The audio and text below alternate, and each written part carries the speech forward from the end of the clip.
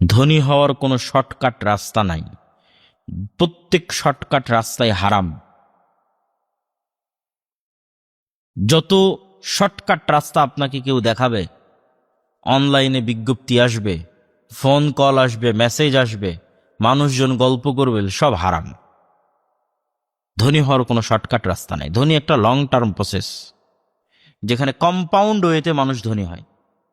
Compound way মানে আজকে আমি আপনাকে এই মঞ্চে ঘোষণা করলাম যে এই হাতে আছে আমার 50 লক্ষ টাকা, আর এই হাতে আছে আমার 1 টাকা। আপনি কে কোন টাকা নেবেন? তবে শর্ত হচ্ছে এই 50 লক্ষ টাকা বাড়বে না, আর এই 1 টাকা প্রতিদিন দ্বিগুণ হারে বাড়বে 30 দিন পর্যন্ত, শুধু 30 দিন।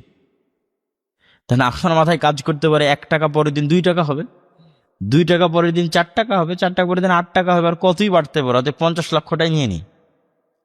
কিন্তু আপনি এখান থেকে উঠে গিয়ে ক্যালকুলেশন করবেন, 1 টাকা দ্বিগুণ হারে বাড়তে পারে 30তম দিনে গিয়ে 1 কোটি পার হয়ে যাবে। 30তম দিনে শুরুতে অনেক কম মনে হচ্ছে, কিন্তু এটা শেষের দিকে অনেক বেশি হবে। আর যখনই বেশি হবে তখন দ্বিগুণটা আরো বেশি হবে। এটা 1 কোটি থেকে ঠেকে যায় 30তম দিনে, 1 কোটি প্লাস। আর 1 টাকাও বাড়বে না, 50 লক্ষ 50 লক্ষই থেকে গেছে। তাহলে শর্টকাট ওয়ে নাই, কিন্তু অল্প অল্প করতে বাড়তে বাড়তে বাড়তে 30 বছর পর দেখবেন আপনি অনেক টাকার মালিক হয়ে গেছে। 40 বছর পর দেখবেন আপনি অনেক টাকার মালিক হয়ে গেছে। দুটো বিষয়ে শুধু ঈর্ষা করা যায়। এক, কাউকে আল্লাহ জ্ঞান দিয়েছে, দাওয়াত দেয়, কাউকে আল্লাহ টাকা দিয়েছে, কিন্তু ভাগ্যের ব্যাপার হচ্ছে ওই টাকা আল্লাহর রাস্তায় ব্যয় করার সুযোগ দিয়েছে। আল্লাহু আকবার। কত টাকাওয়ালা মানুষ নেবেন, মদ খেয়ে টাকা নষ্ট করে দিচ্ছে, দুবাইয়ে গিয়ে নারী নিয়ে ফুর্তি করছে, বিনোদন করছে, গান বাজনার পিছনে টাকা নষ্ট করতেছে, ঘুরে ফিরে খাই দাই করে টাকা শেষ করে দিচ্ছে। কয়টা ধনীকে আল্লাহ এই তৌফিক দেয় যে ধনীও হবে আবার টাকা ব্যয় করবে আল্লাহর রাস্তায়। আল্লাহু আকবার। এই ব্যক্তির উপর ঈর্ষা করা যায়।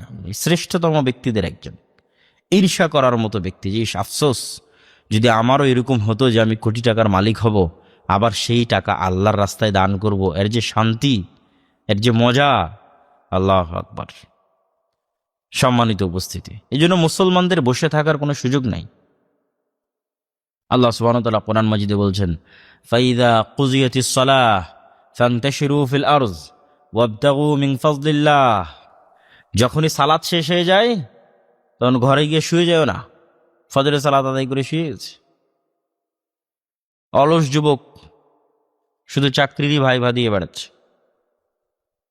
শুয়ে যেও না। আল্লাহর জমিনের প্রতি ইঞ্চি জায়গায় বরকত আছে, রিজিক আছে, ওগুলো আল্লাহর দয়া, রহমত।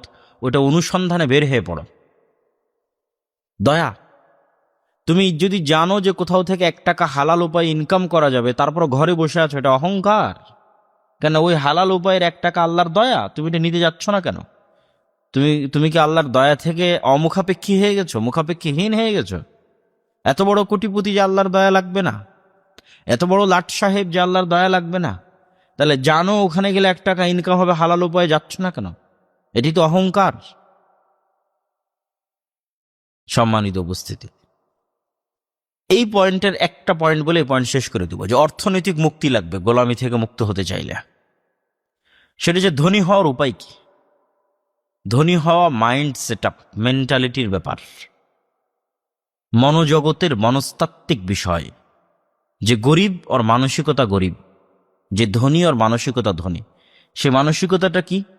এই যে এখনই বললাম 50 লক্ষ টাকা দিব, এখানে আপনাদের সবার হাতে যদি আমি 50 লক্ষ করে টাকা দিয়ে দিই, বা কারো মাধ্যমে দেওয়া হয়, তাহলে যে গরিব ওর মেন্টালিটি হচ্ছে সে 50 লক্ষ টাকা নিয়ে গিয়ে প্রথমেই চিন্তা করবে যে আচ্ছা, এটা দিয়ে আমি তাহলে একটা মোটরসাইকেল কিনি, এটা দিয়ে আমি একটা গাড়ি কিনি, এইটা দিয়ে আমি বাড়ি করি, এসি কিনি, ফ্রিজ কিনি।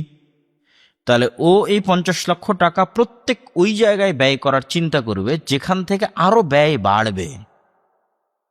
মনে করেন আমি মোটরসাইকেল কিনলাম, এখান থেকে আরো ব্যয় বাড়বে, কেন? মোটরসাইকেলে তেল তুলতে হবে, মোটরসাইকেলের চাকা বাস্ট হয়ে যাবে, চাকা কিনতে হবে, মোবাইল চেঞ্জ করতে হবে।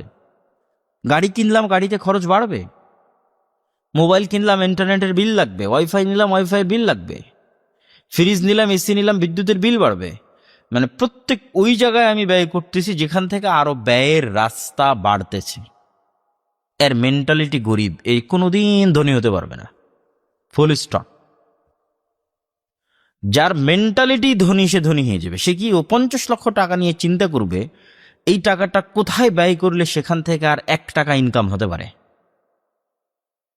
ও খালি পায়ে হাঁটবার স্যান্ডেল কেনার দরকার নাই, ওর জামা কেনার দরকার নেই, ছিঁড়ে জামা পরে ঘুরে বেড়াবে।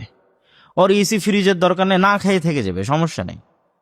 ওর মোটর সাইকেল গাড়ির দরকার নেই, বাসে বাসে চড়ে বেড়াবে, ভ্যানে ভ্যানে চড়ে বেড়াবে। কিন্তু ওর মাথায় চিন্তা কাজ করতেছে 50 লক্ষ টাকা কোথায় ব্যয় করলে আরো 1 টাকা ইনকাম হতে পারে, এ ধনী হয়ে যাবে।